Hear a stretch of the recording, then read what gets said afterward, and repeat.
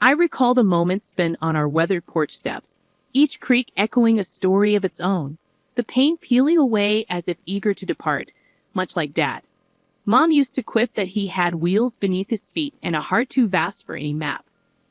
Back then, I couldn't grasp the depth of her words until the day the authorities arrived, bearing news of Dad's deserted truck by some forsaken highway. At 7, I clung to Mom's skirts, unable to comprehend fully but burdened by her silent sorrow. Mom, Jane, a resilient soul, soldiered on in Dad's absence, shouldering double shifts at the local diner. Many nights, I drift to sleep to the rhythm of her return, a futile attempt at stealth. At 12, I query her exhaustion, to which she replied with fatigued yet gentle eyes, "Ella, we must make ends meet. Life's a struggle, but we're tougher, right?" I nodded, grasping the concept of resilience, proud to mirror Mom's strength. Then came the shattering blow of Mom's cancer diagnosis at 18.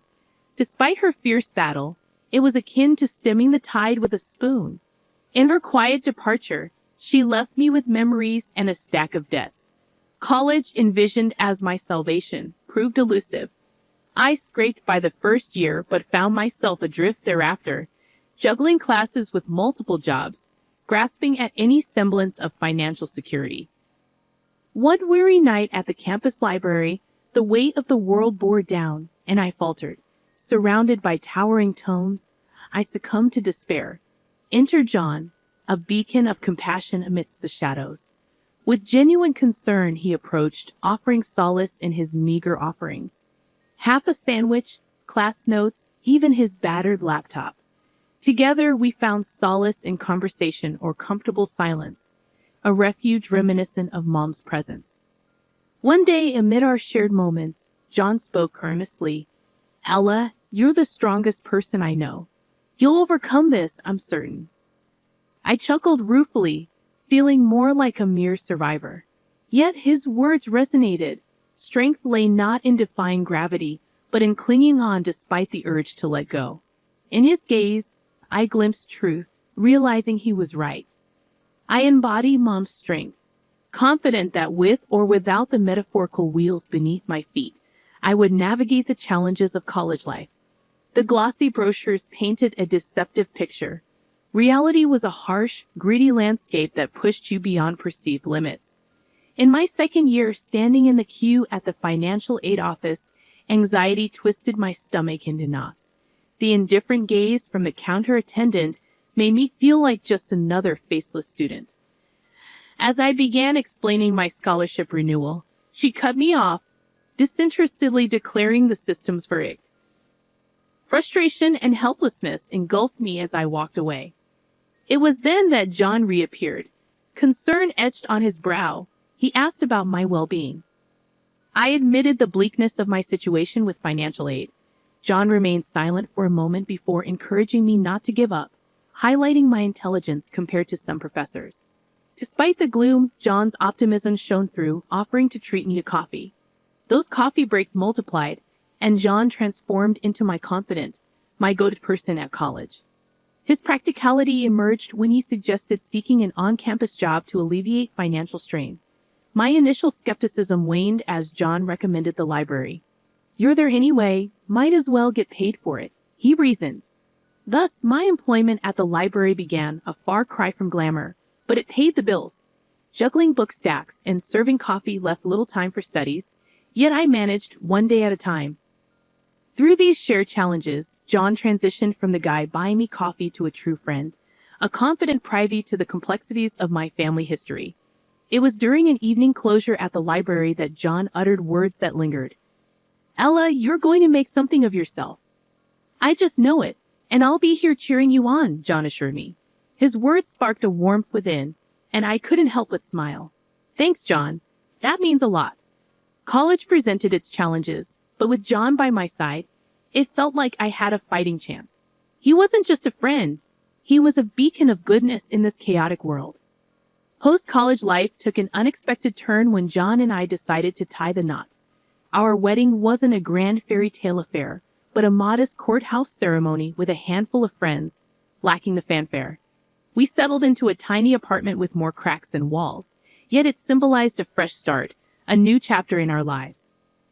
However, a new challenge emerged in the form of John's mother, Mrs. Smith. During her first visit, her disdain for our humble abode was palpable. "This is where you live," she remarked, her voice a mix of disbelief and disgust. I attempted to downplay it with a smile, saying it may not be much, but we were happy, unimpressed. She scoffed, insisting that John could do better. The criticisms continued with each visit.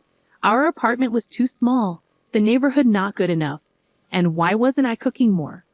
One evening after she left, frustration boiled over, and I turned to John. "Doesn't it bother you the way your mom talks about our life, John?" "Ever the peacemaker," he shrugged, claiming she was just worried about us and that it was her way of showing love. "That's not love, John. That's criticism. There's a difference," I asserted, expressing my frustration at the constant disapproval. I responded sharply, and he fell into a quiet contemplation. It seemed as though he couldn't grasp what was so evident to me. His mother's words were gradually eroding our connection, piece by piece. The situation worsened when she began dropping hints that we should relocate to a more upscale place. Frustration overwhelmed me one day. "John, we can't afford some fancy place. Why doesn't she understand that?" John looked uneasy, murmuring that his mother only wanted the best for us. I erupted, "Maybe we should look at other apartments just to keep her quiet. When are you going to stand up to her? This is our life, not hers." His silence spoke volumes. So we continued in our tiny apartment, shadowed by Mrs. Smith's disapproval like a lingering stench. Despite my love for John, his reluctance to confront his mother created a divide. It felt as if he remained her little boy, not a grown man carving his path in the world. As time progressed, our lives took divergent paths. I landed a demanding job at a marketing firm, relishing the climb up the professional ladder. John, on the other hand, remained in the same managerial role at a local retail store. He appeared content, but I couldn't comprehend his lack of ambition. One night, I'd arrived home late, energized by a successful project. John sat on the couch engrossed in a TV show. Sharing my excitement, I exclaimed about landing a significant account. His response was a grunted acknowledgement. Perplexed, I prodded for enthusiasm, only to receive a somewhat annoyed, "Of course I am. It's all you ever talk about. Work, work, work." I sat up, stung by his dismissiveness. "Well, sorry for being passionate about my career. What do you want me to do? Be like you, satisfied with just getting by?" His reaction was swift. "What's that supposed to mean?" He shot back, his tone defensive. I pressed on. "It means, why don't you want more, John? Why are you content just being this?" He didn't answer, storming off to bed while I remained on the couch, simmering with hurt and frustration. The tension between us spilled over into every aspect of our lives. Simple conversations became minefields. Then came the day John dropped a bombshell. He wanted us to move to a bigger place, something more befitting our status. I stared at him incredulously. "Befitting our status, John? We can't afford a fancy place. We're doing fine here." But he was insistent. "But we can't live like this forever, Ella. And my mom keeps saying." I cut him off. "Oh, so it's your mom again. When are you going to stop listening to her and start living for us, John?" His face flushed red. "I'm thinking about our future, Ella. Maybe you should too." His words cut deep. It felt like he didn't see the effort I was pouring into building our future together. It was as if we were on different planets. In the end, we did move to a house that stretched our finances. John seemed happier, but with each rent check I wrote, a part of me screamed in protest. We were living in a house too big, with a gap between us widening. Most nights, I lay awake wondering how we reached this point. Was it the money, our jobs, or had we simply grown too far apart? Just when I thought things couldn't get stranger between us, life threw a curveball. John's dad fell seriously ill, hitting John hard. Our already fragile routine was shattered. One evening, after a particularly rough visit to the hospital, John slumped into a chair, his weariness palpable. "Dad's not doing good, Ella. The doctors say he needs constant care." I tried to be the supportive wife. "I'm so sorry, John. Maybe we can get a nurse to help. I suggested a different approach, but John shook his head, his gaze distant. No, I've been thinking. I'm going to take care of him. I'll quit my job and move in for a while. Stunned, I couldn't help but voice my concerns. Quit your job, John. Are you sure? What about our bills, the rent for this place? His response was sharp. This isn't about money, Ella. It's my dad. I need to be there for him. I stood my ground, torn between understanding and practicality. I get that, John, but we need to think this through. We can find another way to help your dad, I pleaded. Yet he remained resolute. No, my mind's made up. I'm doing this. And so we did. John moved into his parents' place, leaving me alone in our spacious yet empty house. Days turned into weeks with me juggling my job and all our bills, while I wasn't even sure what he was doing. Each visit or call revealed the same scene. John glued to his phone or the TV, his frustration palpable, while his mother, Mrs. Smith, hovered with unsolicited advice. One day, I found him sprawled on the couch, a beer in hand, eyes fixed on a game. John, shouldn't you be with your dad? I asked, concern lacing my words. His response was dismissive. He's sleeping. What do you want me to do? Sit and stare at him. I suggested he look for a part-time job to ease our financial strain. The suggestion didn't sit well with him. Really, Ella? You want me to work now while my dad's lying there dying?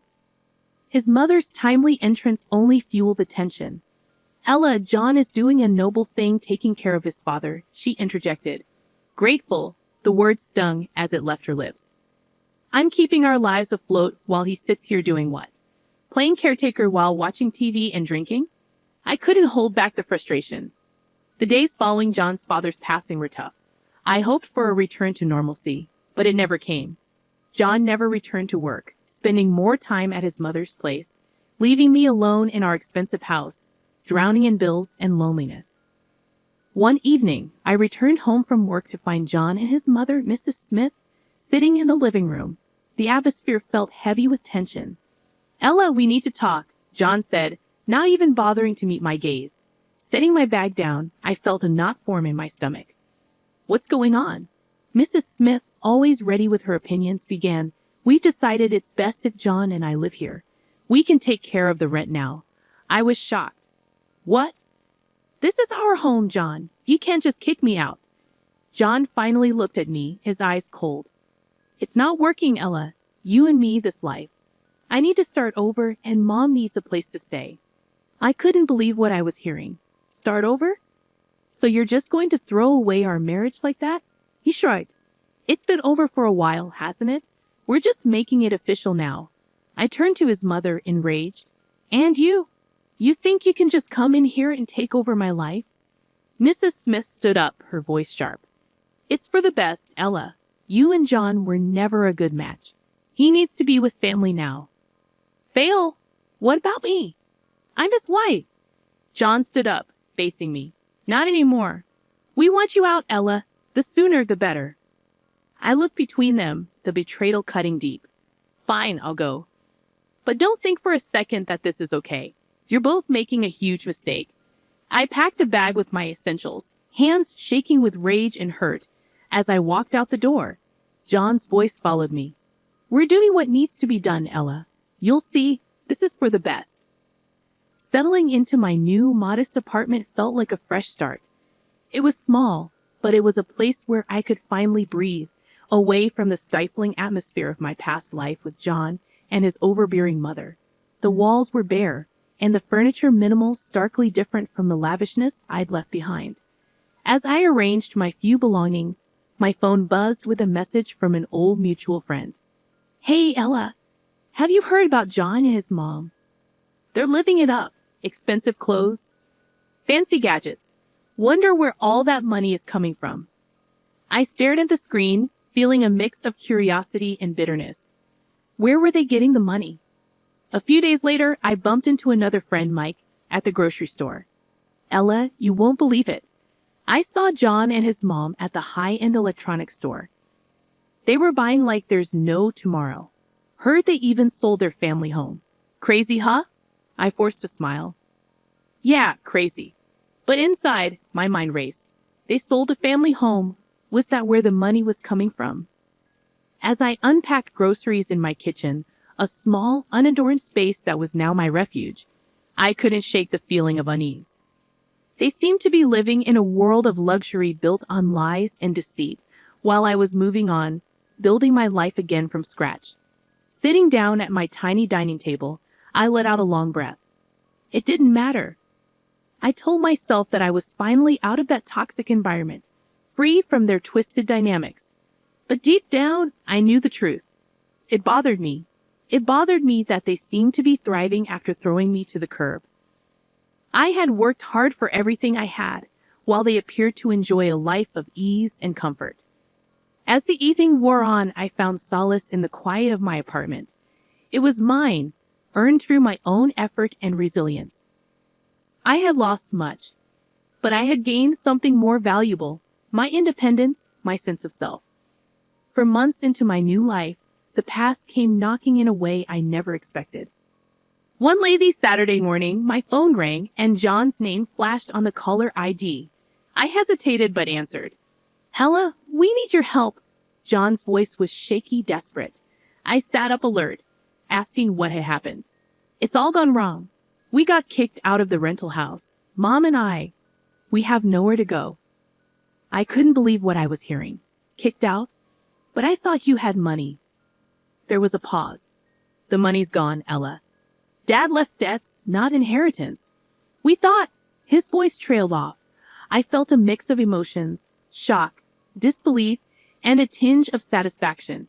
Were they really posh all this time, hoping for a rich inheritance? Seriously, it was too much, even for my ex-husband. "What do you want from me, John?" He asked if maybe they could stay with me, just for a while, until they sorted things out. I laughed bitterly. "You want to stay with me after everything?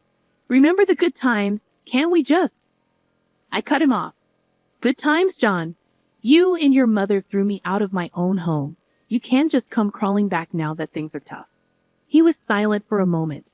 "I know I messed up, Ella. I'm sorry. We're just really desperate." I took a deep breath, my decision clear. "John, I've moved on. I've built a new life, and there's no place for you or your mother in it. You need to figure this out on your own." He pleaded, but I stood firm. "No, John. It's over. You made your choice, now live with it." I hung up, my heart pounding. I felt a surge of empowerment mixed with a twinge of sadness. John, the man I once loved, was now just a voice on the other end of the phone, a reminder of a life I had left behind. Later, Laura called me. "I heard about John and his mom. Are you okay?" I smiled, feeling a sense of peace. "Yeah, I'm more than okay. I'm free, Laura, truly free." As I ended the call, I looked around my small apartment, my sanctuary. It was a far cry from the life I had with John. But it was real. It was mine. I had faced the worst and come out stronger. That night, I realized that this was my new beginning. A life where I was in control, where my happiness didn't depend on someone else. I had lost much, but in the process, I had found myself.